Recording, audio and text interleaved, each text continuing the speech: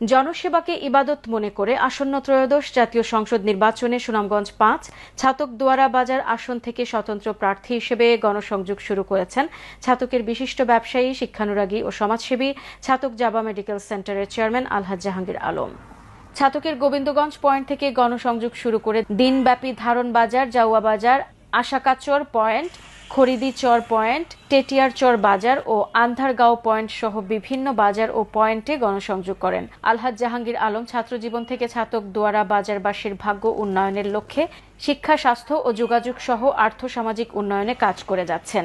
তিনি ছাতক দোয়ারাবাসীর সেবায় নিজেকে উৎসর্গ করতে বিলেতের বিলাসবহুল আরাম আয়েশের জীবনযাপন ছেড়ে মাটি ও মানুষের টানে আর্তমানবতার কল্যাণে কাজ করতে লন্ডন থেকে স্থায়ীভাবে দেশে ফিরে এসেছেন। তার প্রতিষ্ঠিত Jaba medical centre, Jaba Quranic garden, Jaba English and computer learning centre ও নির্মাণাধীন জাবা নার্সিং ইনস্টিটিউট এবং জাবা কিডস একাডেমির মাধ্যমে এলাকার অসহায় মানুষের সেবার পাশাপাশি বেকার ছেলে মেয়েদের প্রশিক্ষণ ও বেকারত্ব দূরীকরণের লক্ষ্যে কাজ করে যাওয়ার পরিকল্পনা রয়েছে।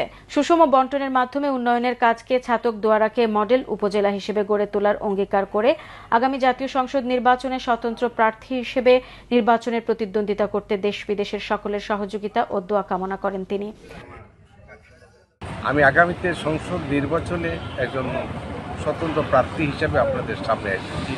আমি আজকে ধারণ, জাউয়া বাজার এবং গোবিন্দগঞ্জ আবার প্রচারণা আমি চালিয়েছি। আমি চাই যোগাযোগ ব্যবস্থার ইমপ্রুভমেন্ট, চাই শিক্ষার ব্যাপারে কিছু করা এবং হসপিটালের মান উন্নয়ন করা। আমি চাই একটা আধুনিক সুন্দর ছাতক দোয়ারা আপনাদের